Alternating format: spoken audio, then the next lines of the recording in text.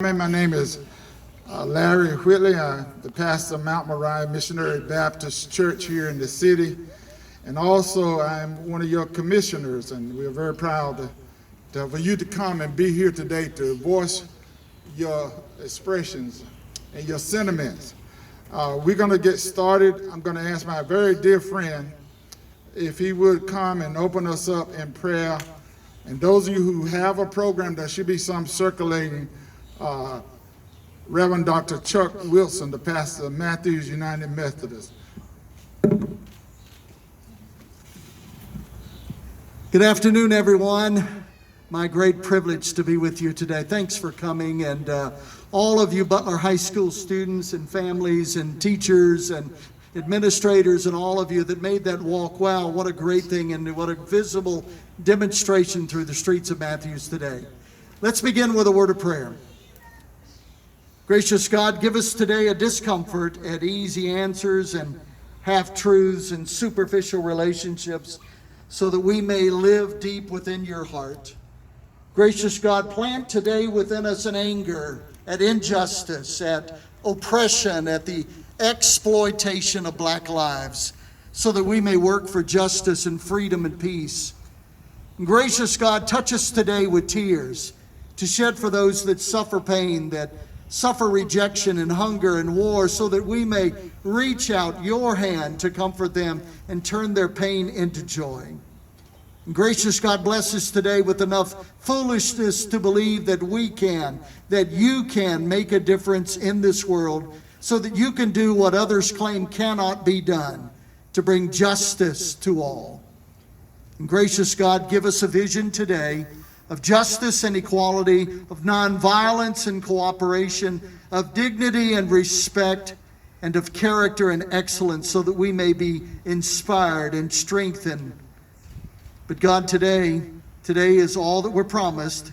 And so today we gather in this place to shout for justice, to fight against oppression, to seek your righteousness, to sing your praise, to climb your mountain, to announce good news of your kingdom. Today we dream of a world made new. Oh God, bring me and all of us into the presence of your love and your great commitment that we know in this place. And we pray this in the name of the one.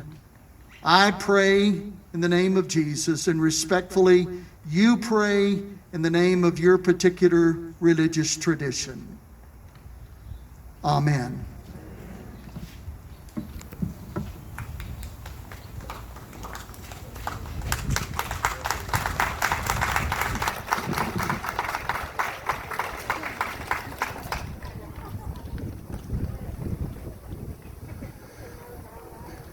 My task this evening for you is to give a purpose of why we are here. Matthew area faith leaders and others come together today, the mayor and all the commissioners of Matthews, for a peaceful rally of solidarity for George Floyd. We come here today, black, white, brown, and of all religions, to take a stand in Matthews, North Carolina, to join the others all over America in solidarity of the wrongful death of Mr. George Floyd. We say enough is enough of police brutality, racism, prejudice, and racial bias against people of color. Yes, black lives does matter.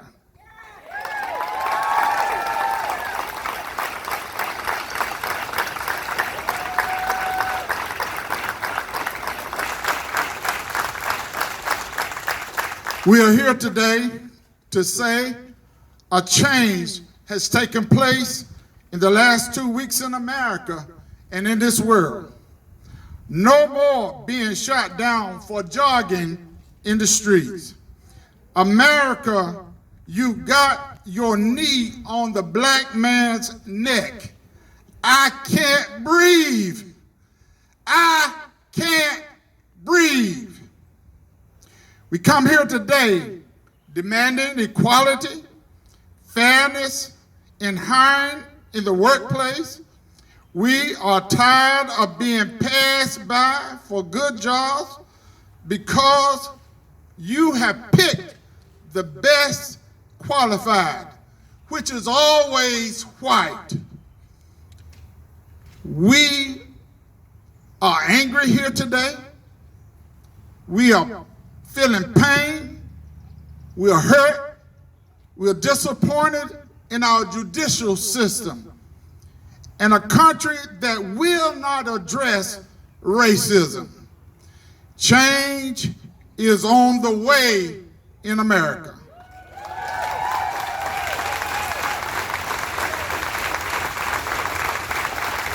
Change is on the way. All lives matter, and yes, black lives matter also. This is why we are here today in 90-degree weather, heat, seeking justice, equality. So I close in using these words from the late Dr. Martin Luther King. Injustice anywhere is a threat to justice everywhere. Change is coming to America. Change is coming to America.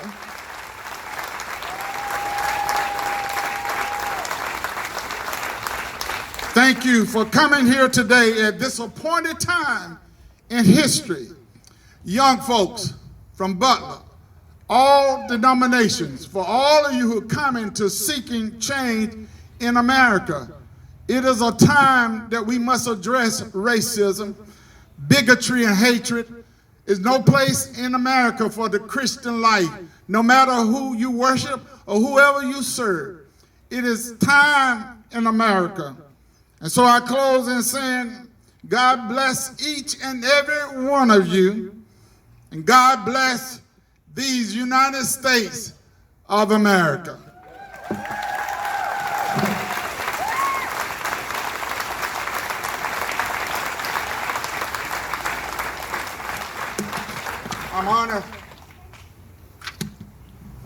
I'm honored to introduce my friend, very dear friend, the Mayor John Higdon.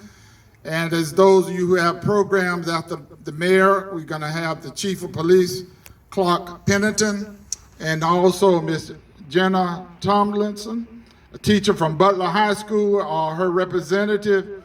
Also Miss Connie Green Johnson, the chair of Precinct 26. And then we'll give you an opportunity. If you have a voice, we want to hear your voice. Let us receive all of these with the words, amen. Receive Mayor John Higdon.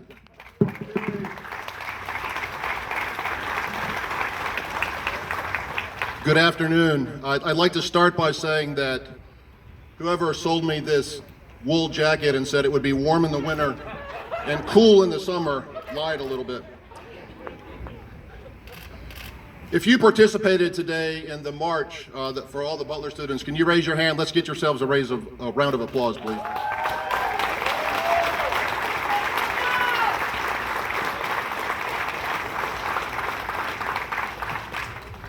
I read the other day about a remarkable person that lives here in Mecklenburg County. Her name is Hester Ford, and Hester's home is in Charlotte. So what makes Hester so remarkable? Well, for one thing, Miss Ford had 12 children. She had 8 girls and 4 boys, and as the father of 2, I can say that's pretty remarkable. She also has 48 grandchildren, 108 great-grandchildren, and she thinks about 120 great-great-grandchildren. She can't keep track of all of them. Hester is an African-American woman and the oldest living person in the United States of America.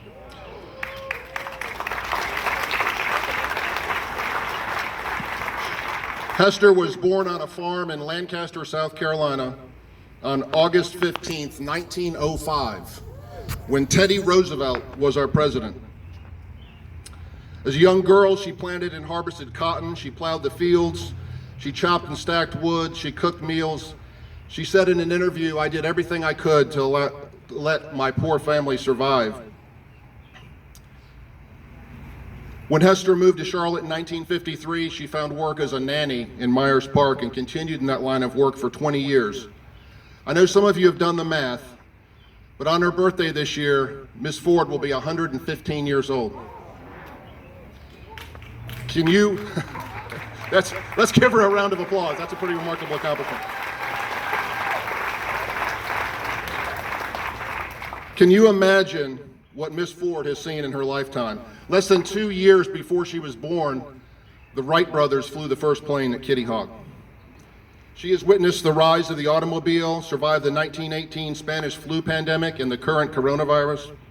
She's witnessed the ratification of the 19th Amendment, giving women the right to vote. She lived through the Great Depression and 2 world wars. She felt the pain of a presidential assassination. She saw television become our national pastime, and a man walk across the surface of the moon. And lately, she's seen computers and smartphones become universal accessories in our homes and pockets. What an amazing life she's had. But let's focus for a moment, if we shall, on a smaller portion of Miss Ford's life, perhaps the last half of it. By coincidence, I'm 57 years old, so I'm half of Miss Ford's age. The 60s were undoubtedly one of the most turbulent decades of the 20th century. It is a time remembered for bringing civil rights to the forefront of the American conscience. On August 28, 1963, approximately 250,000 people took part in the March on Washington for Jobs and Freedom. This is where Martin Luther King gave his I Have a Dream speech in front of the Lincoln Memorial. And we remember the words he said then well. I have a dream that one day this nation will rise up and live out the true meaning of its creed. We hold these truths to be self-evident, that all men are created equal. I think that deserves a round of applause.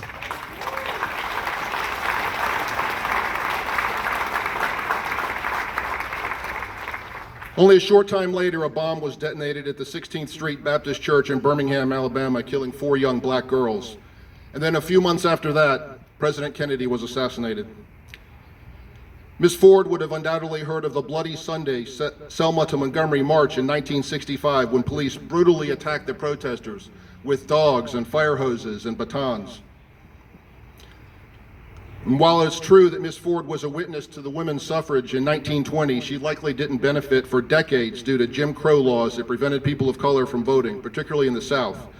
I still find it almost unbelievable that in my lifetime, and not until 1965, when President Lyndon Johnson signed into law the Voting Rights Act, were the legal barriers at local and state levels that prevented African Americans from exercising their right to vote were finally removed.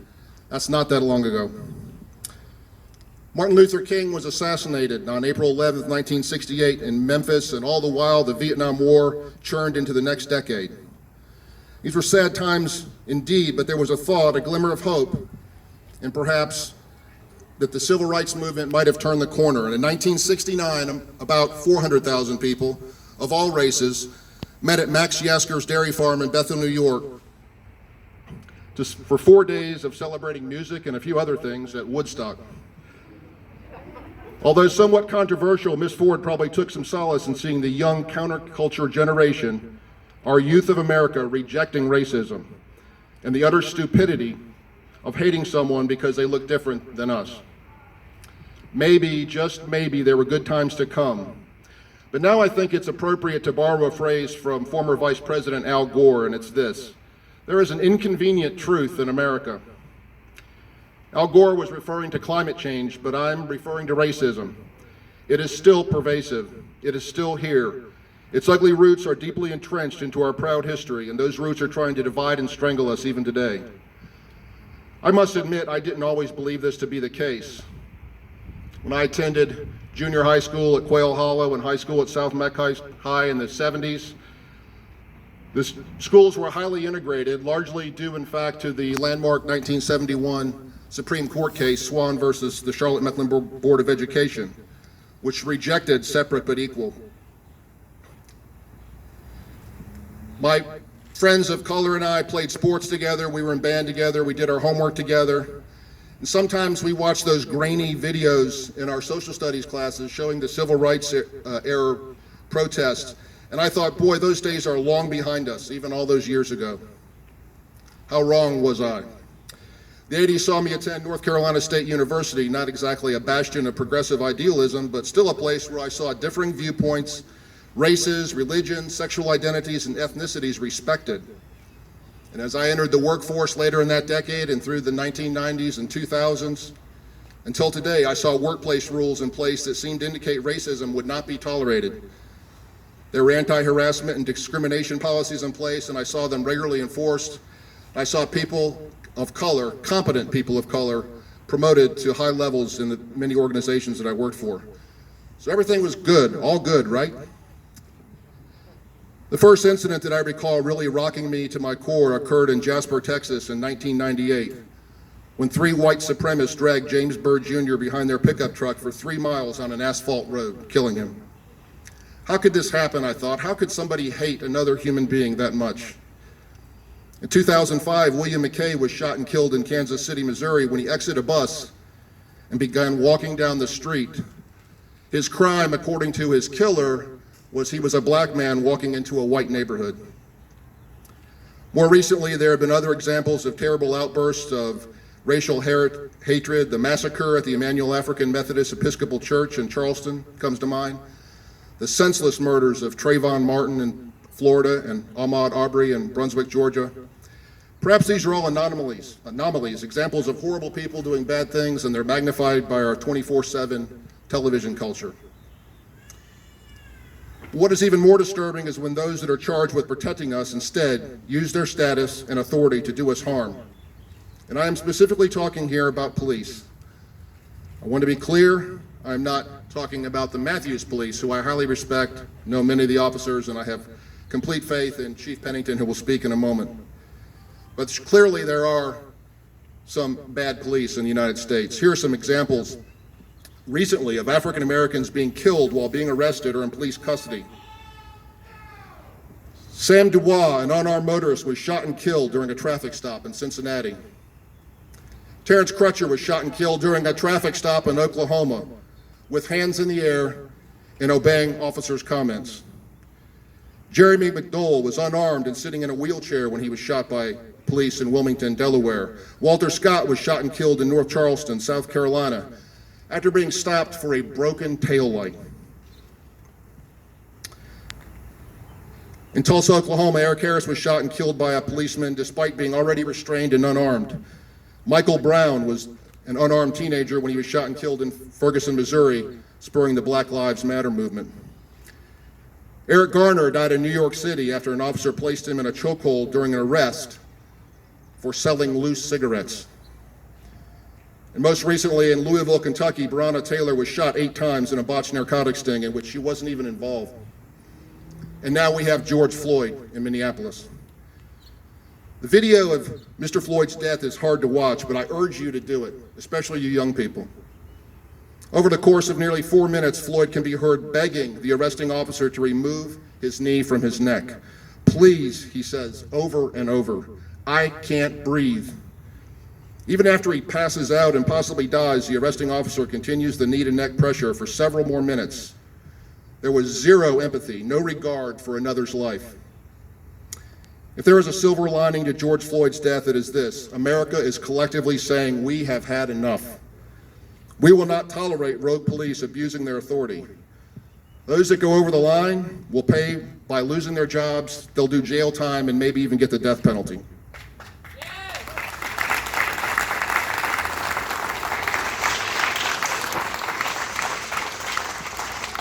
My thoughts turn again to that day in March 1965 when Martin Luther King Jr. spoke from the steps of the state capitol in Montgomery, Alabama.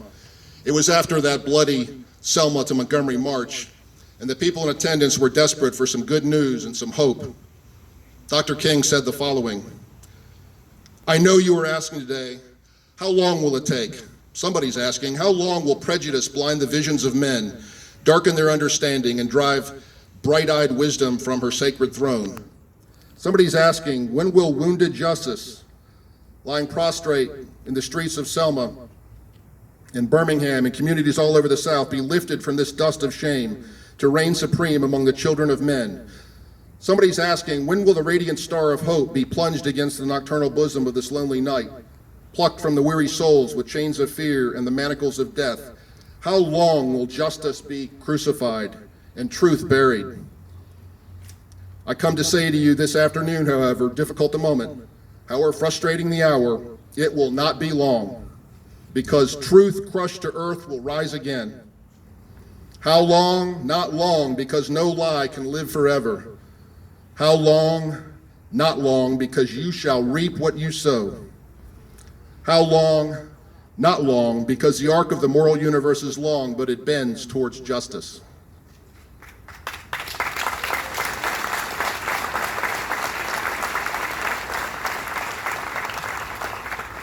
That is my very favorite passage from many of Dr. King's speeches, and I think the words are particularly appropriate today, even though they were spoken over 50 years ago. I'll leave you with this thought. Miss Hester Ford has waited almost 115 years for justice. I think it's time we deliver it to her and our entire exhausted nation. We have had enough. Let's ensure George Floyd did not die in vain. The time for change is now. Thank you.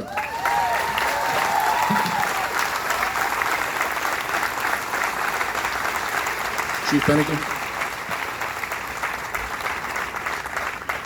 I would like to recognize the commissioners. If you would, wherever you are, raise your hand so you know that all of Matthew's commissioners are here with us today. All of the commissioners, if you would just raise your hand.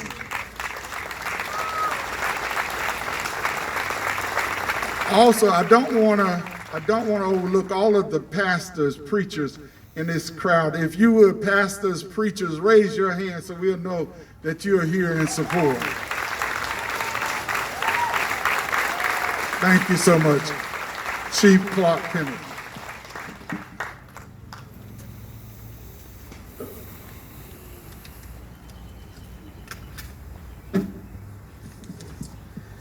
Good afternoon. Thank you for inviting me here today and allowing me to be part of this event and enabling me and the officers of the Matthews Police Department to show our support for each of you, and most importantly, for the Matthews community. Over the last several months, we have been suffering as a community through this global health pandemic, but we've also been suffering over the past centuries through another, different, and possibly more devastating pandemic, one of racism and injustice. Things that have been done so far have just not been enough.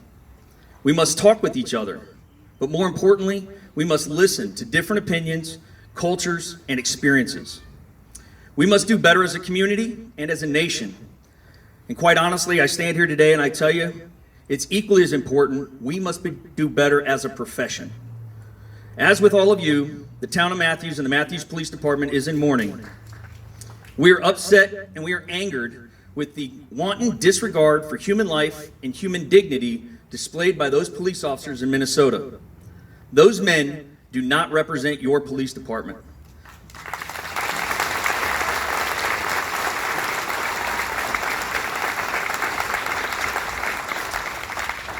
The men and women who wear this uniform and stand with you in this crowd are just as upset with the actions of those men as you are. Remember, nothing upsets a good cop like seeing a bad cop degrade the trust of our community. It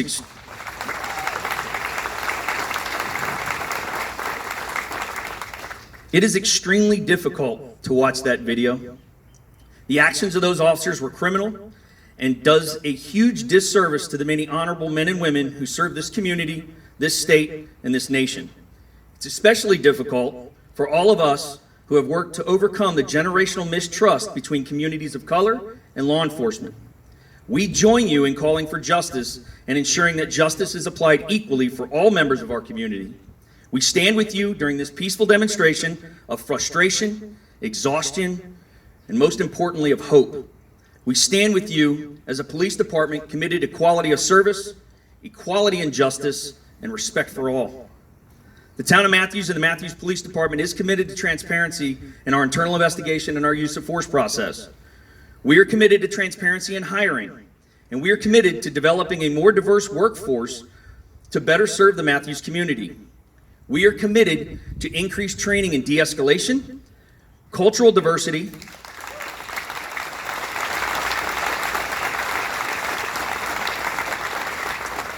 and operational tactics to ensure that the protection of our community members and our police officers is paramount. The Matthews Police Department has been actively transitioning into what we call a stratified policing model. This model is one of accountability. We empower every member of the organization to hold each other accountable for their actions and to become good stewards of the community. We've recently updated our use of force policy, further clarifying the prohibited use of unapproved techniques and tactics like strangleholds or chokeholds.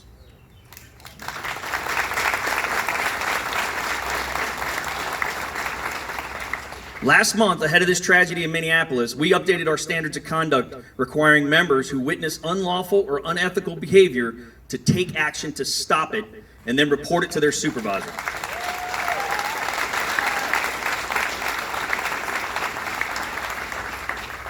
All of these steps are being taken to ensure we maintain your confidence and your support. The men and women of the Matthews Police Department are dedicated to public service and will uphold the values of this community. We are committed to serving you with knowledge, courage, and integrity. We in Matthews will continue to progress forward. We will lead the honest and hard conversations towards a better community and a better nation. I'll leave you with a quote from Herman Munster that I saw on social media this week. It doesn't matter what you look like. You can be tall or short, or fat or thin, or black or yellow or white. It doesn't matter. What does matter is the size of your heart and the strength of your character. Thank you.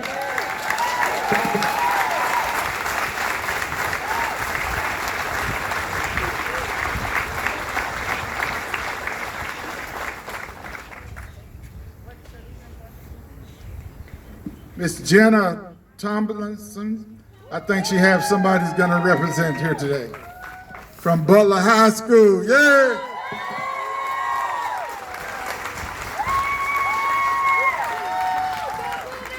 Hi everybody, thank you so much for coming out today. If you know me at all, you know I don't like taking the microphone. I like helping people who need it and then having my students, past or present, share their message because they do it so much better than I do. So please welcome Camille Harvey.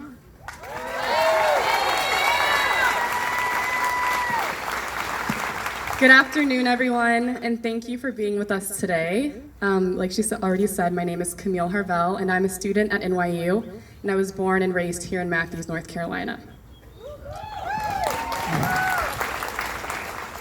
Yesterday, I watched 3 videos. I sat on my couch and watched 3 black men's bodies fall limp as the men and women that were supposed to protect and serve them ultimately failed them.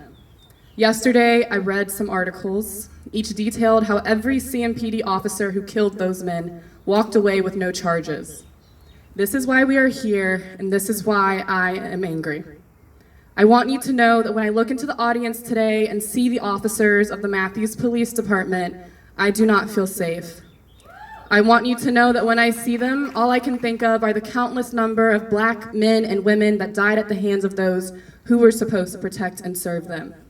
Eric Gardner, Michael Brown Jr., Natasha McCade, Sean Reed, Stephen Taylor, Ariane McCree, Terrence Franklin, Miles Hall, William Green, Samuel Mallard, KK Jonan, Devon Bailey, Christopher Whitfield, Eric Logan, Jamarion Robinson, Jaquavion Slayton, Brandon Weber, Willie McCoy, Jamel Robertson, Robert Lawrence White, Anthony Lamar Smith, Trayvon Martin, Wendell Allen, Larry Jackson Jr., Jordan Baker, Dontre Hamilton, John Crawford III, Dante Parker, Laquan McDonald, Tamir Rice, Rumaine Brisden, Jerame Reed, Tony Robinson, Freddie Gray, Brendan Glenn, Christian Taylor, Jamar Clark, Mario Woods, Gregory Gunn, Alton Sterling, Philando Castile, Keith Lamont Scott, Stephen Clark, Danny Ray Thomas, Jonathan Farrell, George Floyd, Breonna Taylor, and more.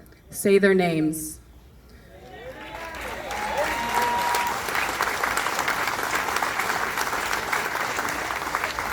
Angela Davis once wrote, "The announced function of the police to protect and serve the people becomes the grotesque caricature of protecting and preserving the interests of our oppressors and serving us nothing but injustice.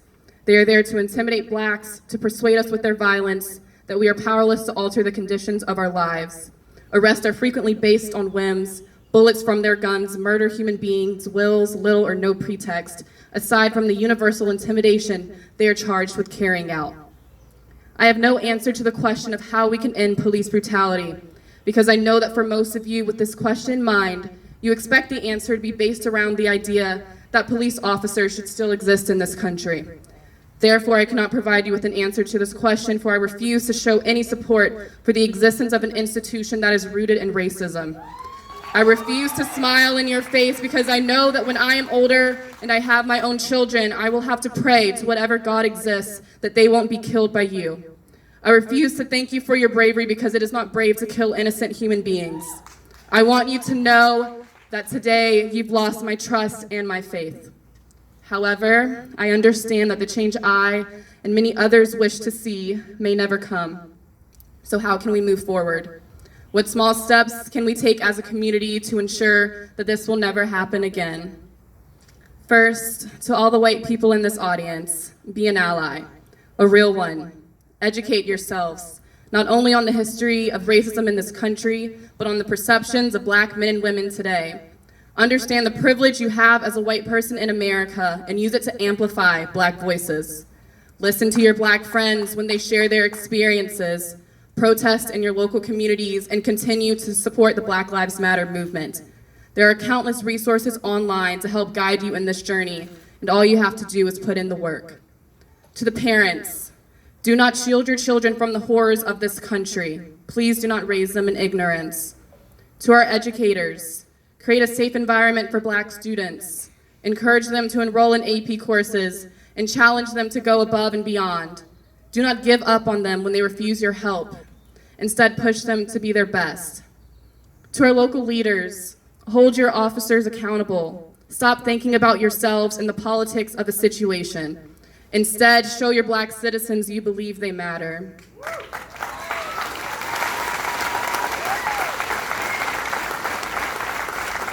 To everyone, continue to fight, donate to bail funds, donate to the Black Lives Matter movement, attend as many protests as you can, and continue to spread the word. Today you marched for George Floyd because he was a tipping point, but I pray that we won't have to say any more names.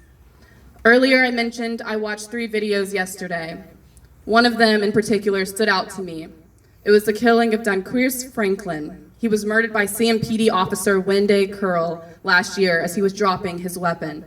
I watched as she fired 2 shots at him, and as his body slumped to the ground, a look of betrayal and confusion crossed his face. "You told me to," he said.